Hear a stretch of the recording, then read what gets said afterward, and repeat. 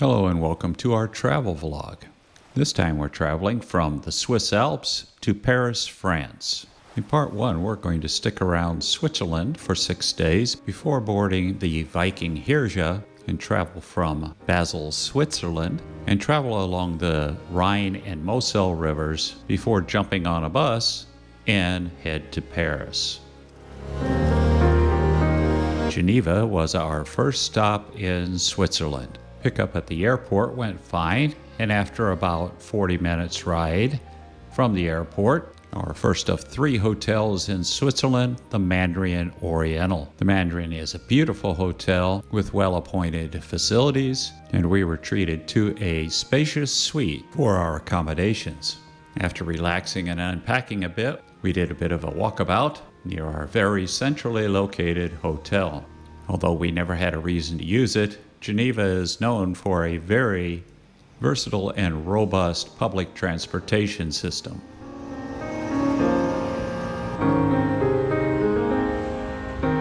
The area around the hotel is very walkable and features lots of shopping, parks, and Lake Geneva itself. Later that evening, we had dinner at a newly opened Italian restaurant, Illo. All of the dishes were delicious and very well prepared and presented. Highly recommended if you happen to be in the area. The next morning, and we went on the provided Geneva city tour, with one of the first stops being the United Nations. The plaza across from the United Nations houses the Big Chair. The chair is to symbolize the wounded victims of war and how they could still stand tall and with dignity. After a short bus ride, we began the real walking tour, starting in a park that was preparing for a music festival.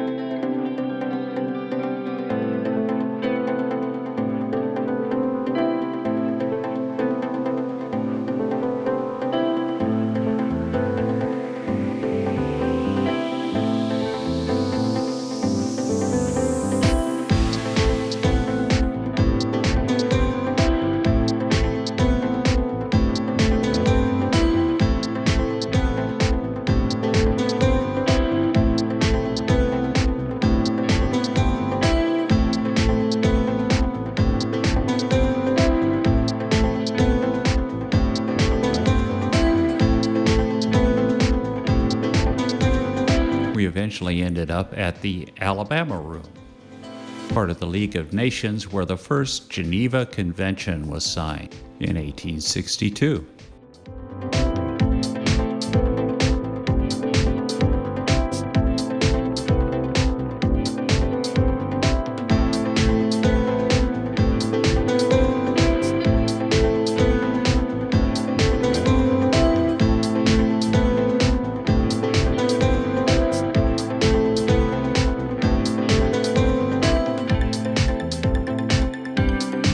As we continued our tour, found ourselves at the Cathedral of St. Pierre.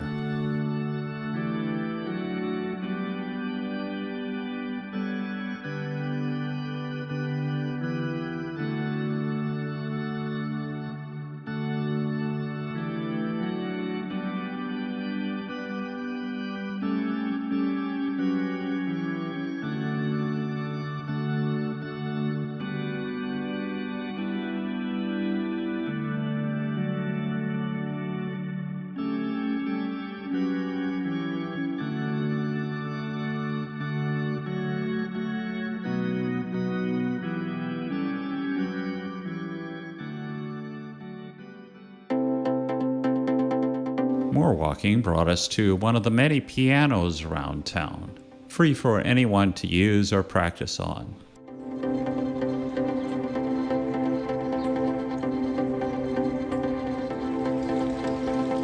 We continued our downhill descent, eventually ending up at Lake Geneva for our cruise. It was on the cruise that we got our first good look at the famous Geneva water jet. Used for different purposes over the years, it now is a major tourist attraction in Geneva, shooting 130 US gallons of water into the air every second and rising to a height of over 140 meters or 460 feet. At any given moment, there are approximately 1,800 gallons of water in the air. The scale can only be appreciated when you see the people standing on the jetty that can be accessed from land. That evening, we opted for dinner at the hotel at Yacumanca. Yacumanca is a restaurant created by Gaston Acuro, famous Peruvian chef. His style seamlessly and deliciously blends Peruvian cuisine with the influence of immigrants from Japan, China, India, and elsewhere. The next morning, and we were on the road by bus to Zermatt, Switzerland. Our first stop along the way was at the Olympic Museum.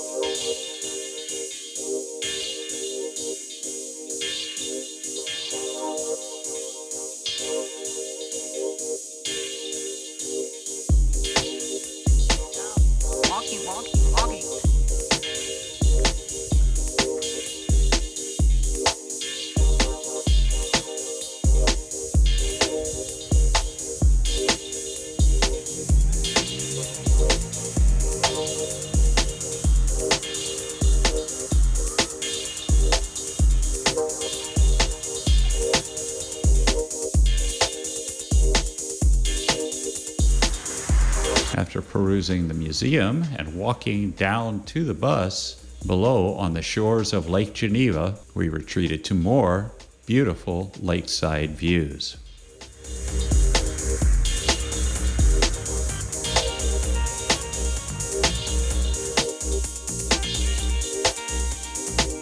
Our next stop was the vineyards at Domaine du Douloy. Now, I'm sure I butchered that pretty well because my French, let alone my Swiss French, is non-existent. This turned out to be a very nice stop where we were treated to a nice lunch and some delicious wine, as well as some simply stunning views from the mountainside.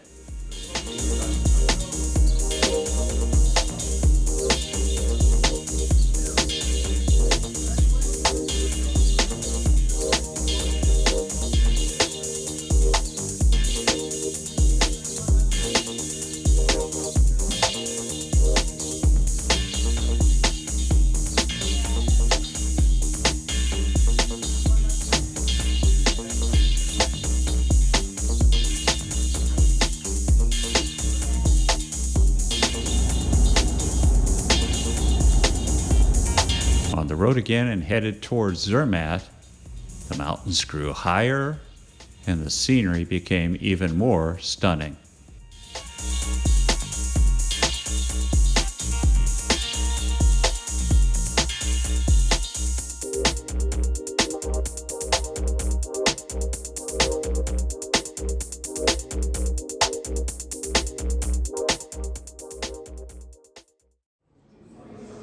In order to actually get to Zermatt, we had to take the last few miles on a shuttle train.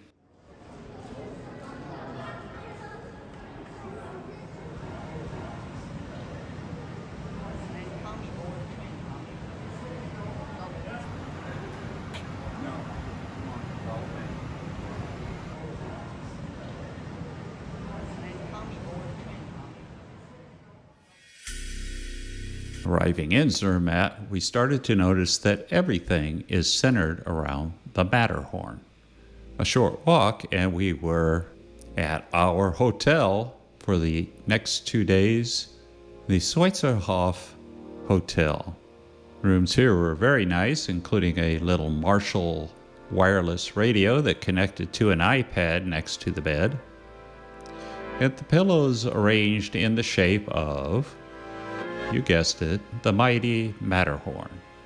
Quirky little details like marmot head walking sticks and ladies riding on dire wolves completed the look.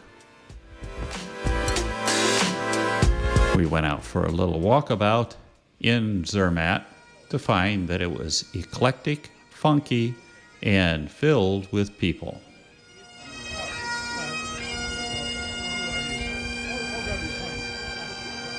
Including some Scottish dudes at the downtown bandstand.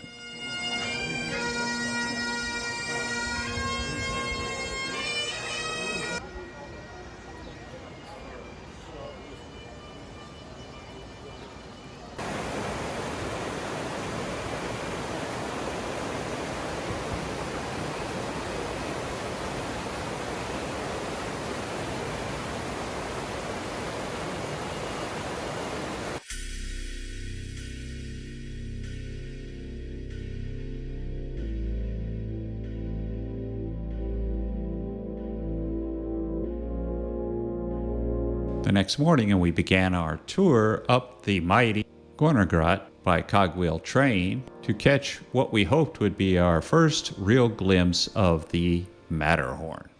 And while we looked, and should have seen the Matterhorn, Mother Nature conspired against us, laying clouds across the top of all the mountains.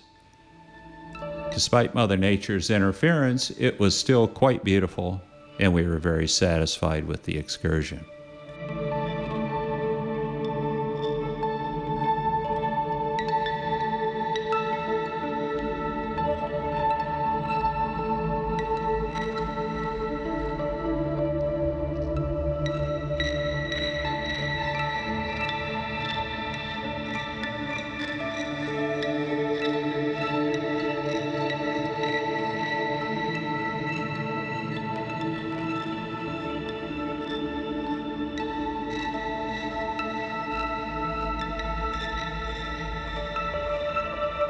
It is almost impossible to get a good sense of scale in this environment, but watch carefully as we zoom in on the Matterhorn Glacier, and you will see what I mean.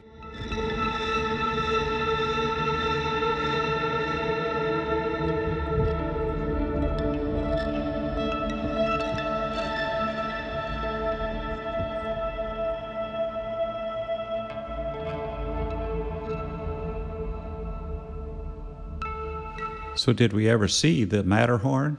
Well, kind of. You decide.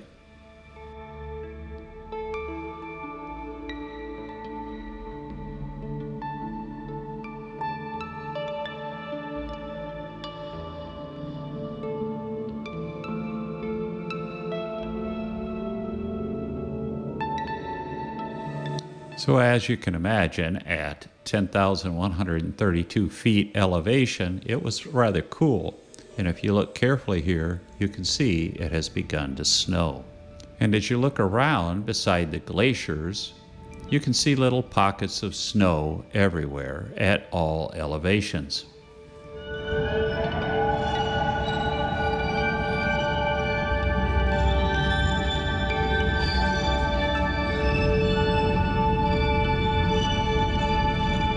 Descending into Zermatt once again, we decided to take another little walkabout and look at some of the over 300-year-old buildings made entirely out of wood still standing in Zermatt. We were told that more than one of these buildings is almost 500 years old. Dinner tonight was al fresco at one of the local restaurants where I had a local beer that of course features the Matterhorn. The next morning, and we were up early before our trip on the Glacier Express to find that the Matterhorn had finally revealed itself. We simply walked down the street until There it was.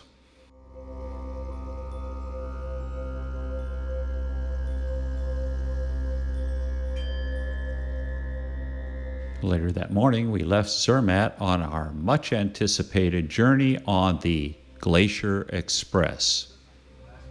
We would be on the Glacier Express for most of the way to Zurich. And while this trip might have been better in the dead of winter, it was truly awe-inspiring to see the scenery of Switzerland roll by.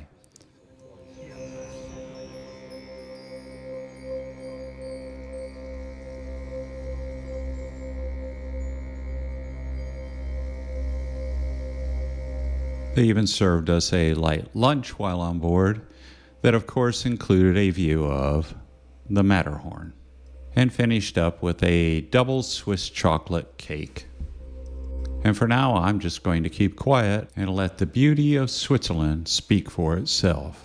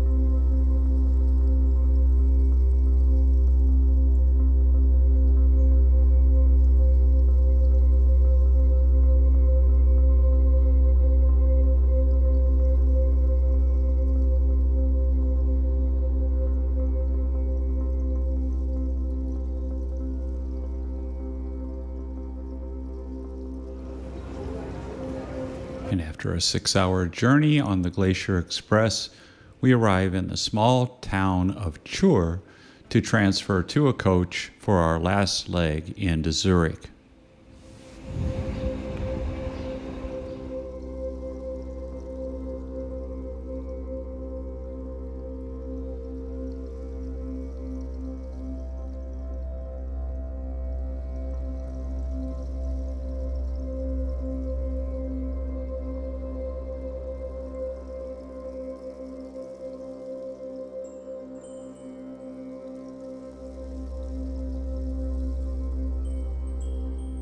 Another hour or so down the road, and we caught our first glimpse of Lake Zurich and the fringes of Zurich itself. Our hotel in Zurich was to be a Marriott Renaissance hotel, very well appointed and quirky as most Renaissance hotels are. Rooms spacious and comfortable. The next morning, and we began our Zurich city tour and Lake Zurich cruise. The area where we embarked the lake cruise was a little bit grubby, with a good display of bottles, cans, and trash littering the ground. As we pulled away from the dock, the graffiti reminded us of what we were leaving. However, as we moved out onto the lake, all became serene and beautiful once more.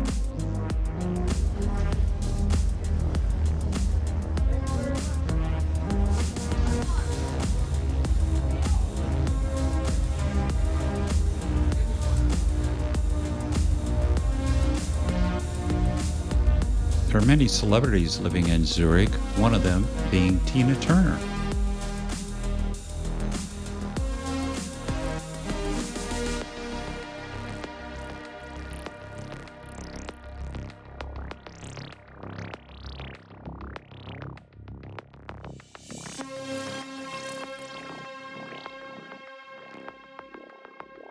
It was Sunday, and much to my wife's dismay, the chocolate factory was closed. As we exited the lake cruise ship, we began our walking tour of Zurich.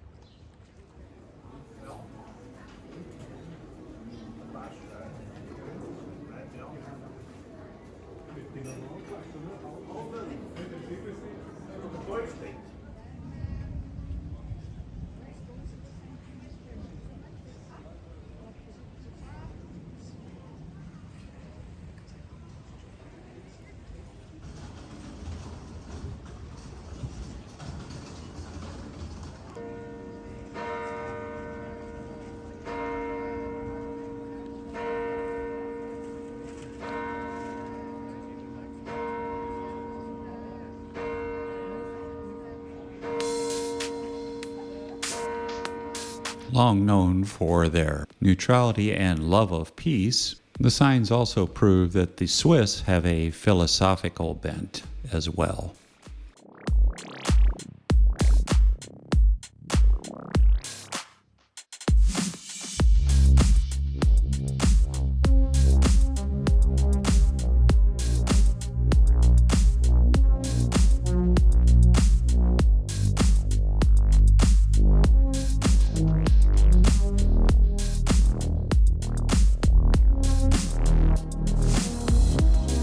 One thing we noticed as we moved through Switzerland, especially in Geneva and even more so in Zurich, was the graffiti. It was everywhere. And as soon as you thought the graffiti was trashing things up, a small plaza or courtyard would appear.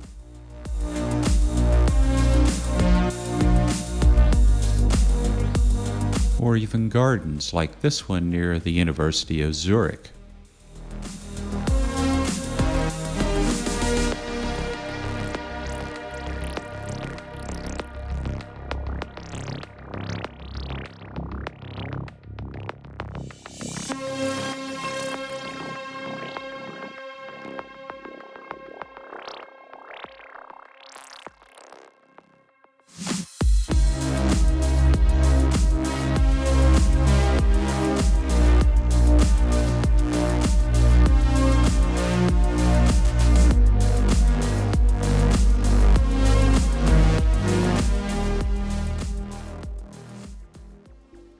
The next morning, and we were on our way on the last leg of our Swiss journey to our embarkation point of Basil, Switzerland. This was our highlights of the Swiss Alps excursion, where we would visit some of the smaller Swiss cities and once more ascend by cogwheel train to the mountain valley of Klein Scheidegg, nestled among several famous Swiss peaks, including the Eiger. Our first stop along the way was Breisach, Switzerland, where the friendly local government reminded you of how to take care of business and provided stunning lakeside views.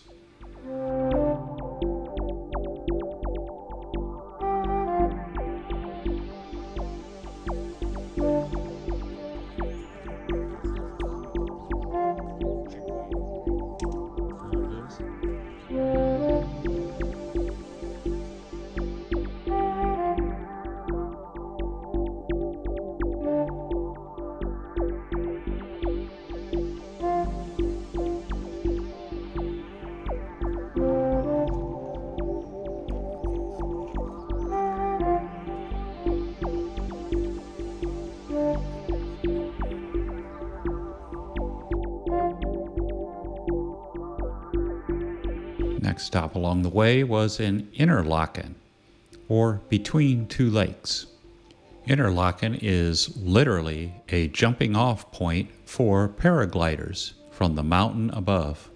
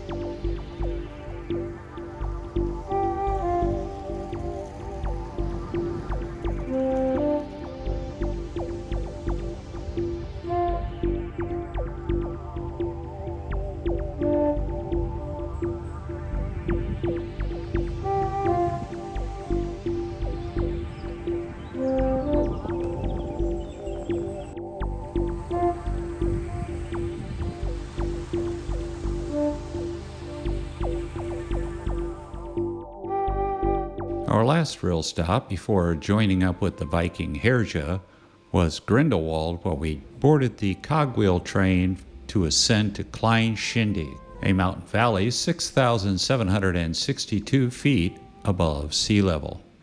From Klein Shindig, we should have been afforded great views of the Eiger and many other peaks in the region.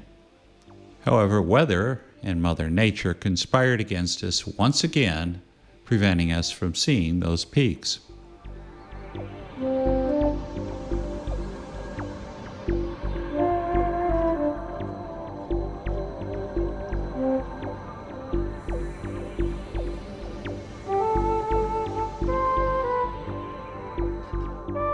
After a fairly perfunctory and crappy lunch, we were free to continue exploring on our own.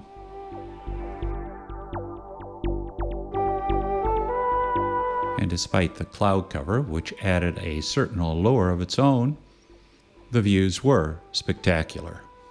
Now, somewhere in one of these pans, you should have seen not only the Eiger, but many other mountains such as the Monk, Jungfrau, and several other named peaks.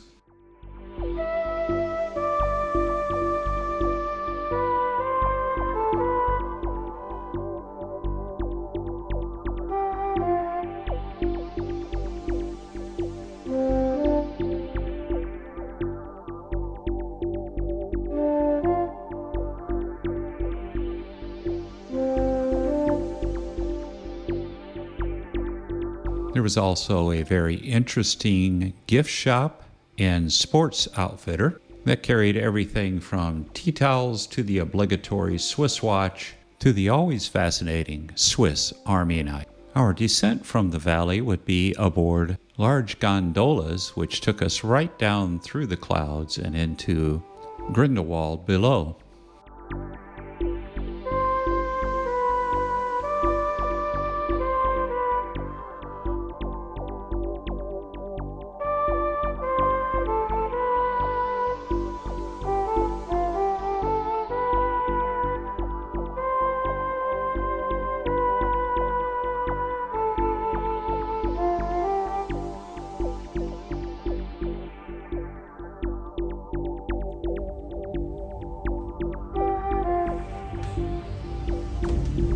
Now, at the bottom of this descent, we were told we would enter a chocolate lover's paradise.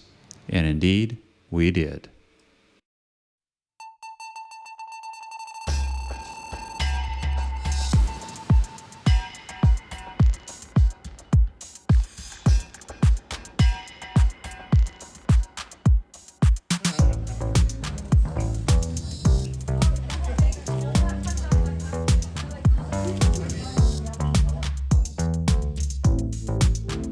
And as we left the Lindt chocolate store and stepped back on the bus, somebody fell asleep with chocolate on her brain and guarding that chocolate with her life. Thank you for watching through to the bitter end. If you liked what you saw, please like and subscribe. And please watch our next 3 segments on our trip from the Swiss Alps to Paris, France.